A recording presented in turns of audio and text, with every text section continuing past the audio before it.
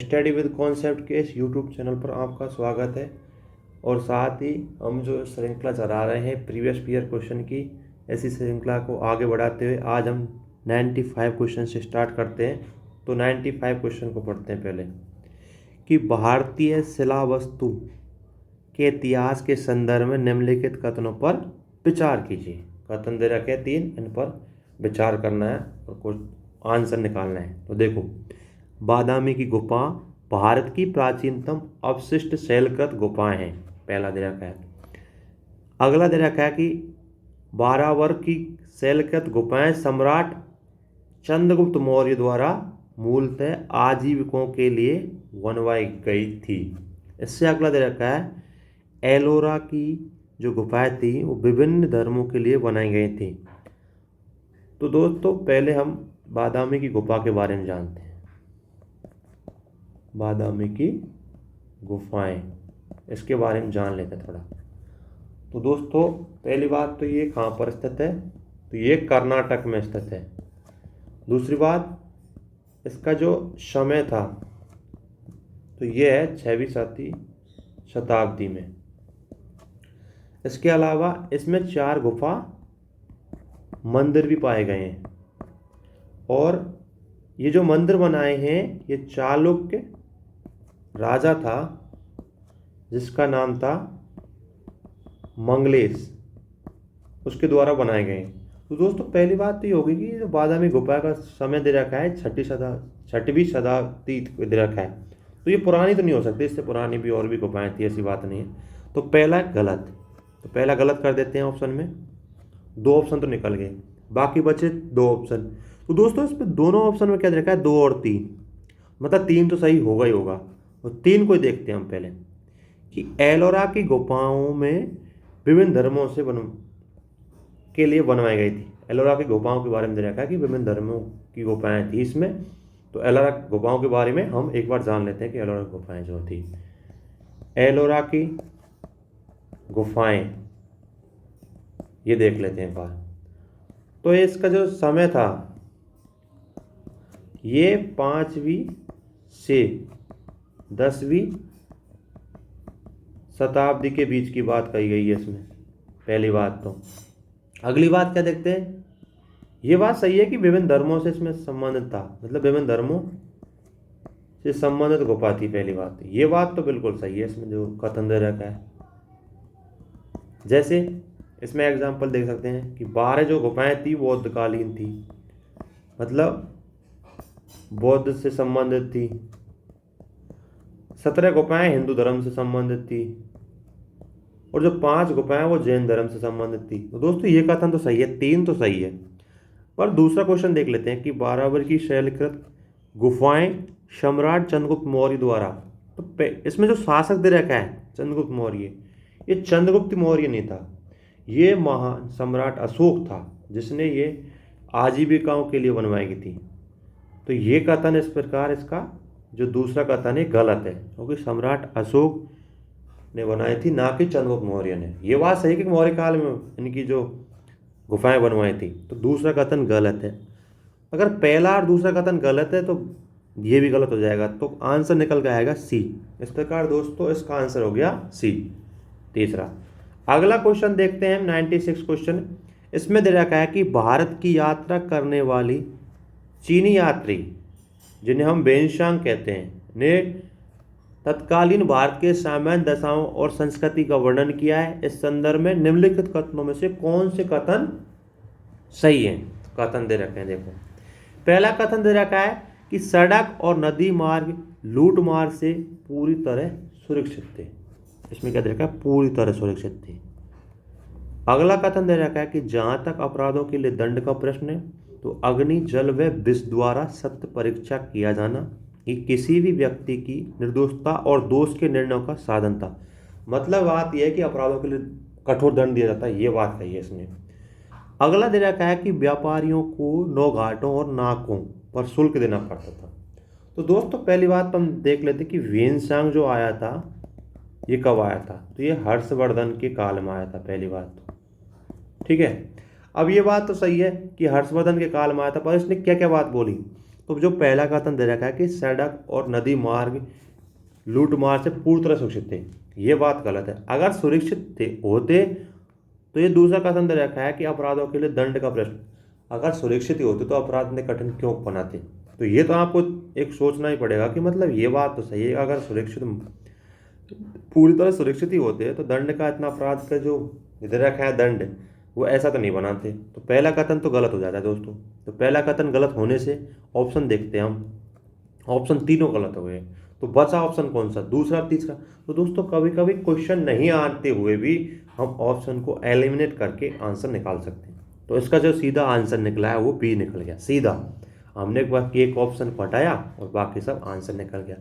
अब ऑप्शन एक को हटाया कैसे कि इसमें रखा है कि सड़क और नदी मार्ग लूटमार से पूरी तरह सुरक्षित थे। अगर ये बात सही होती तो कथन दूसरे को देखो आप कि इसमें दे रखा है कि अपराधों के लिए दंड का प्रश्न अग्नि जल व विष द्वारा सत्य परीक्षा किया जाना ही किसी भी व्यक्ति के निर्दोषता और दोष को निर्णय का साधन है।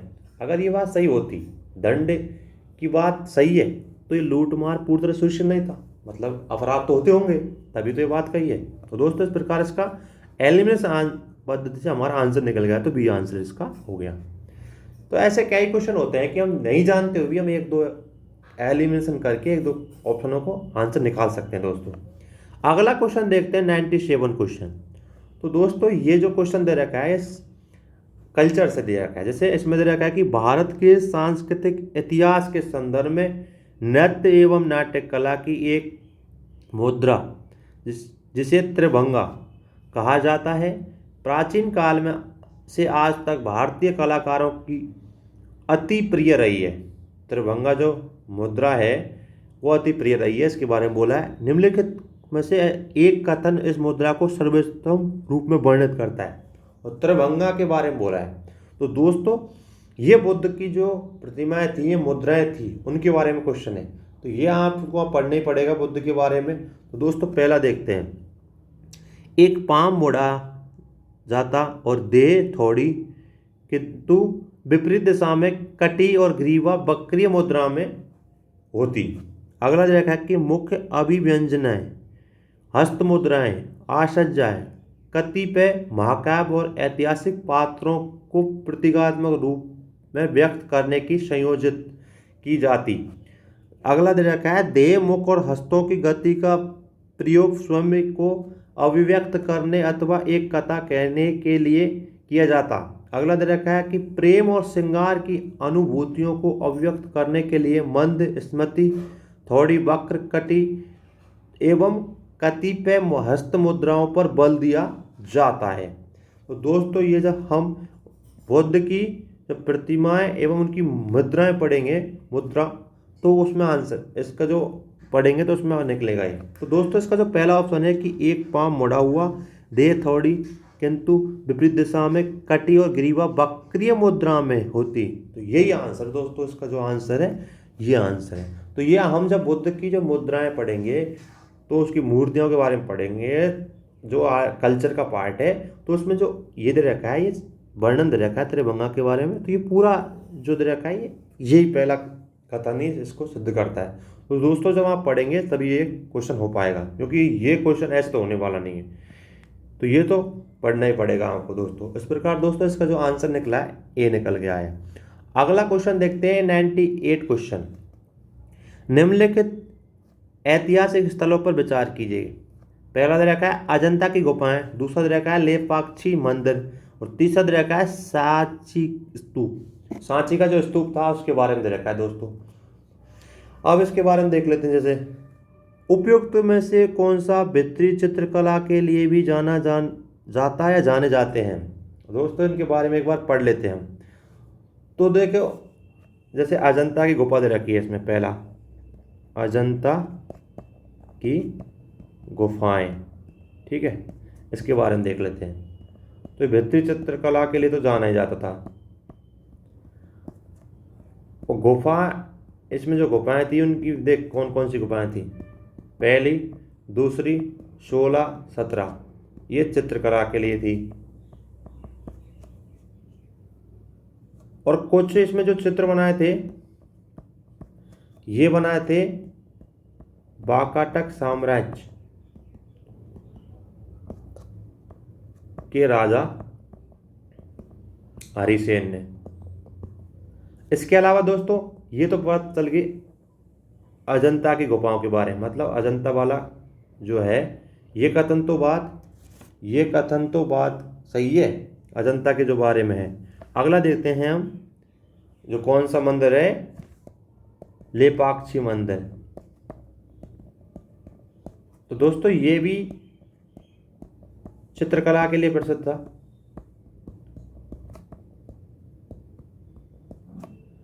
और इसे मतलब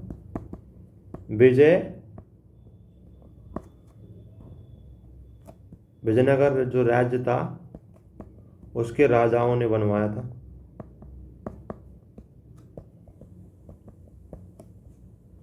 दोस्तों ये बात भी सही है, मतलब चित्रकला इसमें रेखा भित्ति चित्रकला, तो ये लेपाक्षी मंदिर था, ये भी कथन इसमें सही है। तो दो कथन सही हो गए, एक और दो बचा सांची का स्तूप। दोस्तों ये हम जानते हैं कि सांची का जो स्तूप है इसमें सुंदर मूर्तियों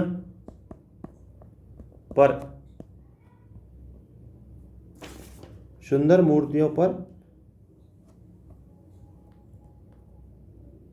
जो चित्रकलाएं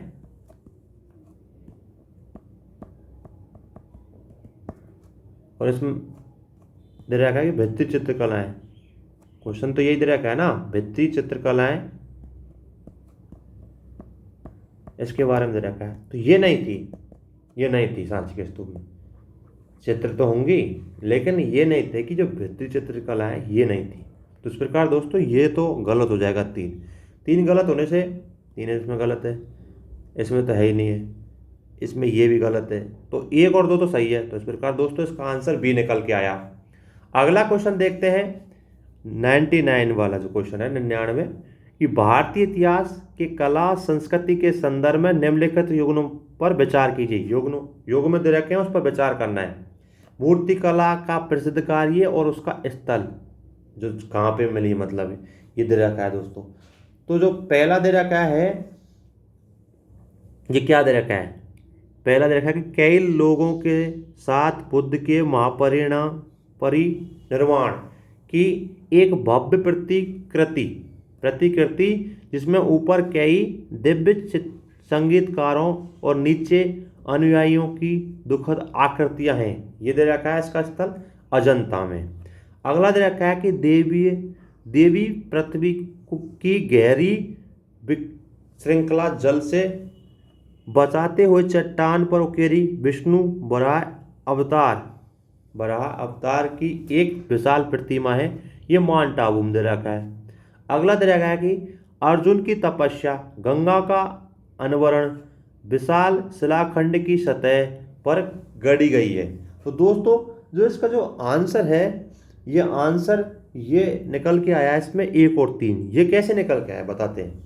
1 और 3 कैसे निकल के आया है कि जो ये पहला दे रखा है ये बात अजंता की जो अजंता जगह है उसमें दे रखा है, तो उसमें अजंता की गुफा है। अजंता की गुफा के बारे में अभी हमने पढ़ाई था। तो अजंता की गुफा नंबर से उसका नंबर है 17। उसमें क्या दे रखा है कि बौद्ध की परिनिर्वाण की स्थिति को पत्थरों पर, जो पत्थर हैं पत्थरों में प्रतिबिंबित किया गया है, ये बात है इसमें। तो पहला सही है अजंता वाला। अगला हम देखते हैं दोस्तों, अगला देखते हैं ये दिवाला देवी पृथ्वी की गहरी श्रृंखला जल से बचाते हुए चट्टान की उकेरे गए विष्णु वराह अवतार की एक विशाल प्रतिमाएं। तो दोस्तों ये दे रखा है माउंट आबू, ये दे रखा है जो माउंट आबू दे रखा है ये गलत है। ये जो बात है ये इसमें दे रखा है, ये दूसरा जो दे रखा है ये माउंट आबू नहीं होकर ये माउंट आबू दे रखा है। जैसे इसमें दे रखा है कि ये बात माउंट आबू दे रखा है, ये गलत है। इसकी जगह मामल्लपुरम एक जगह है, उसमें ये देवी पृथ्वी की गहरी और विश्रृंखला जल से बचाते हुए चट्टान पर उकेर गए विष्णु वराय की एक विशाल आकृति है। ये कहाँ पे है? तो दोस्तों ये जो है मामल्लपुरम वहाँ पर स्थित है। तो दोस्तों दूसरा कथन तो गलत हो गया। दूसरा गलत होते, अब देखो आप कैसे निकालेगा आंसर। दूसरा गलत हो गया, दूसरा गलत, दूसरा गलत। पहला कथन दे रखा है वो हमने देखा ले सही है, तो पहला कथन सही है। तीसरा देख लेते हैं हम, मतलब पहला कथन सही है तो पहला कथन इसमें, तो ये कथन तीसरा भी सही होगा क्योंकि इसमें ऑप्शन बचा ही यही है कि पहले के साथ ऑप्शन बचा यही है, तो इस प्रकार इसका आंसर निकलेगा सी। अगला क्वेश्चन देखते हैं दोस्तों। अगला क्वेश्चन है 100वां, मतलब 100वां क्वेश्चन है। इसमें दे रखा है कि भारत की बौद्ध इतिहास परंपरा संस्कृति के संबंध में निम्नलिखित युग्मों पर विचार कीजिए। विशाल तीर्थ स्थल दे रखे हैं और अवस्थान जहाँ पर वो स्थित थे। तो पहला दे रखा है टाबो मठ और मंदिर संकुल, ये दे रखा है दोस्तों स्पीति गुफा। तो ये बात बिल्कुल सही है। पहली बात तो ये क्वेश्चन आया कहाँ से? ये क्वेश्चन उस टाइम जब 2014 की एग्जाम लगी होगी दोस्तों, उसमें करंट करा हुआ, तो उसमें से इसमें पूछ लिया। तो ये तो हमको पढ़ना पड़ेगा कि टाबो मठ जो है और मंदिर संकुल है वो कहाँ पर स्थित है। दोस्तों ये बात सही है कि ये स्पीति घाटी जो है उसमें स्थित है, तो ये पहला कथन सही है। अगला देखते हैं लाहोत्सव लाखांग मंदिर नको जास्कर घाटी में स्थित है। तो दोस्तों ये बात जो है ये गलत है। ये जो मंदिर है ये जास्कर घाटी में नहीं स्थित होकर ये हिमाचल में स्थित है। कहाँ पर है? हिमाचल प्रदेश जो है उसमें स्थित है। तो दोस्तों दूसरा कथन गलत हो गया, पहला कथन सही है, दूसरा गलत हो गया। दूसरा गलत होने से दोस्तों ये गलत हो गया, ये गलत हो गया, पहला तो सही है अभी। अब तीसरा को देख लेते हैं। तो आलवी मंदिर संकुल ये लद्दाख में स्थित है। ये बात दे रखी है कि ये लद्दाख में स्थित है। दोस्तों ये लद्दाख में स्थित है। तो इस प्रकार दोस्तों इसका पहला और तीसरा क्वेश्चन आंसर है। तो ये करंट में रहा होगा उस टाइम का, तो वैसा क्वेश्चन है, ये ऐसा नहीं पूछा कि करंट में आर्ट एंड कल्चर में रहा होगा। तो इस प्रकार इसका आंसर दोस्तों सी हो गया। अगला देखते हैं कि निम्नलिखित युग्म में से एक भारतीय षड दर्शन जो था उसका भाग नहीं है, नहीं है पूछा है। हम क्या जल्दीबाजी में सोच लेते हैं कि है। दोस्तों षड दर्शन जो था उसके बारे में आपने पढ़ा हुआ, एक बार और बता देता हूँ मैं। षड दर्शन तो इसमें था शाक्य, योग, न्याय, वैशेषिक, मीमांसा, वेदांत, ये षड दर्शन है। और उसमें यही पूछा है कि षड दर्शन का भाग नहीं है, पूछा ये नहीं है कि है, पूछा। यही तो गलती कर देते हैं हम जल्दीबाजी में कि ये नहीं वाला नहीं पढ़ते, नहीं है। तो देखते हैं इसमें मीमांसर वेदांत, मीमांसर वेदांत ये तो है, ये बात तो सही है, ये तो षड दर्शन का भाग है। तो पहला मीमांसर वेदांत ये तो है। न्याय वेशांग, तो न्याय वेशांग दे रखा है, ये भी है। लोकायत और कापालिक ये हमको नहीं लग रहा, एक बार देख लेते हैं अगला भी। शाक और योग ये भी है। तो दोस्तों इसका आंसर निकल के आएगा सी कि लोकायत और कापालिक ये भारतीय षड दर्शन का भाग नहीं है। ये बात बिल्कुल सही है दोस्तों। तो इस प्रकार 101 क्वेश्चन है, इसका आंसर निकल के आया सी। अगला क्वेश्चन देखते हैं दोस्तों।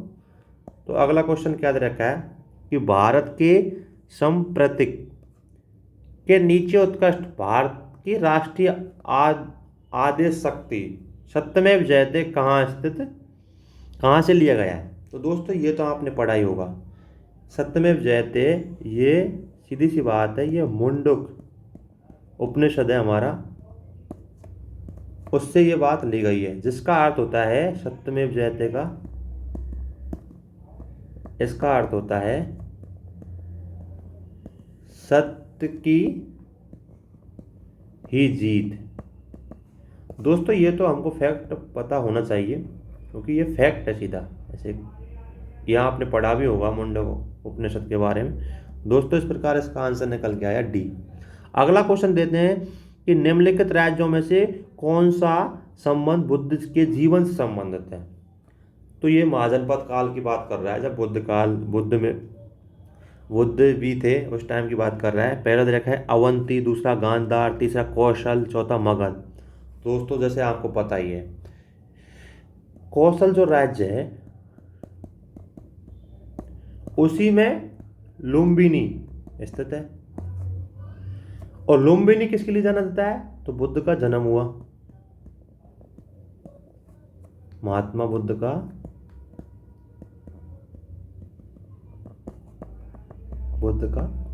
लुम्बिनी में जन्म हुआ। और कौन से राज्य में था स्थित था, कौशल राज्य में। तो दोस्तों ये बात तो सही है, तीसरा सही है। इसके अलावा बुद्ध का परिनिर्वाण कहाँ प्राप्त हुआ बुद्ध को, तो कुशीनारा, जो कहाँ पर स्थित है, मगध में। तो दोस्तों इस प्रकार मगध और कौशल ये दो राज्य बौद्ध के जीवन से संबंधित हैं। बाकी अवंती और गांधार से इसका कोई ताल्लुक नहीं है। तो इस प्रकार दोस्तों 3 और 4 सही है। तो 3 और 4 किस ऑप्शन में सही है, सी। तो इस प्रकार दोस्तों इसका आंसर निकल के आया सी।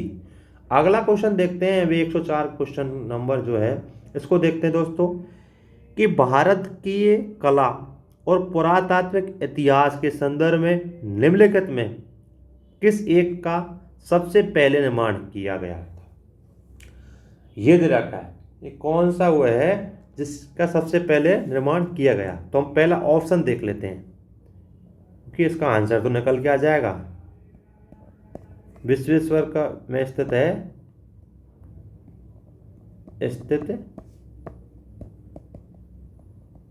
लिंगराज जो मंदिर है उसके बारे में। तो ये जो मंदिर बनाया था इसका निर्माण किया गया था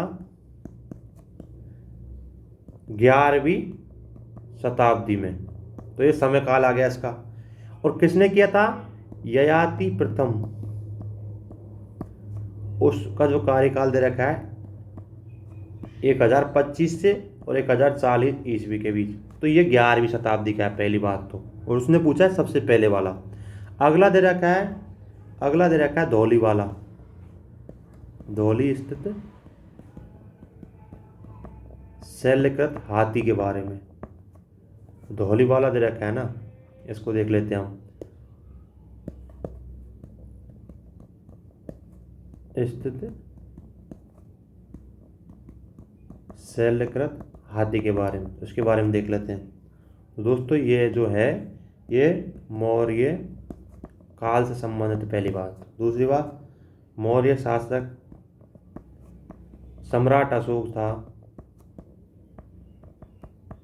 उसने बनवाया था। ये कब बनवाया था, तो ये 250 ईसा वर्ष पूर्व में निर्माण किया था इसका। तो दोस्तों ये धौली में स्थित शैलकृत हाथी है, उसके बारे में ही अशोक के बारे में आ गया, इस मौर्य काल समझते हैं। अगला दे रखा है महाबलीपुरम, इसका समय देख लेते हैं सीधा, 7 से 8वीं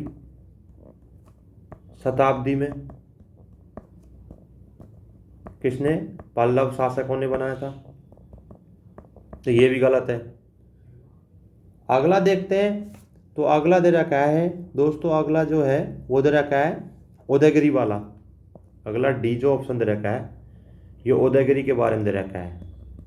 उदयगिरी स्थित बराह मूर्ति। तो दोस्तों इसके बारे में हम देख लेते हैं थोड़ा। ये भी बराह जो मूर्ति थी, प्रतिमा जैसे बोल सकते हैं, इसका निर्माण गुप्त काल में किया था। किसने करवाया, चंद्रगुप्त द्वितीय। और दोस्तों सबसे पूछा है प्राचीन, तो ये तो गुप्त काल बाद में था मौर्य से। इसके अलावा ये अशोक, ये तो आ गया धौली वाला। इसके अलावा भुवनेश्वर वाला, ये 11वीं शताब्दी का है। तो दोस्तों सबसे प्राचीन कौन सा हुआ, धौली वाला। तो इस प्रकार दोस्तों जो आंसर है इसका निकल के आया धौली स्थित शैलकृत हाथी, क्योंकि मौर्य काल से संबंधित है। और इसमें जो दे रखे हैं 4 ऑप्शन, ये सबसे प्राचीन जो शासक था इसमें जो ऑप्शन में दे रखा है सबसे प्राचीन बात है वो इसी की बात है कि धौली स्थित शैलकृत हाथी जो था वो सबसे प्राचीन है। यही पूछा है हमसे दोस्तों।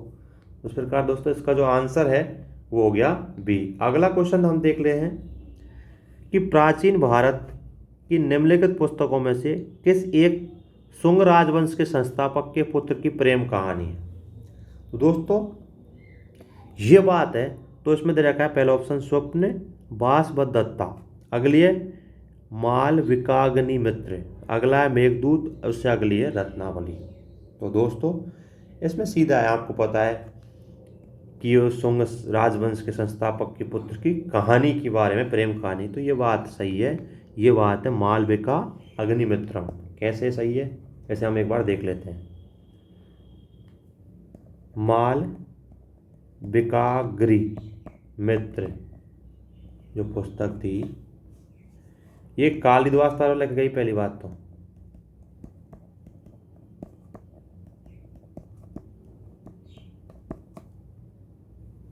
ये बात सही है। और ये संस्कृत कालिदास लिखी गया है और ये संस्कृत नाटक है।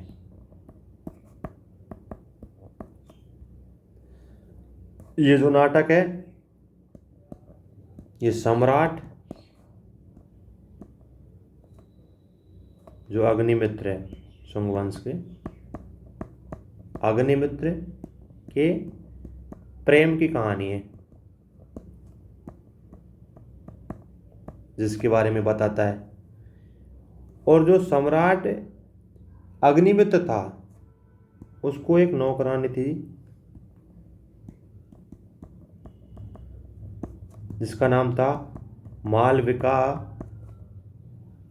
तो इससे इसको प्रेम हो जाता है।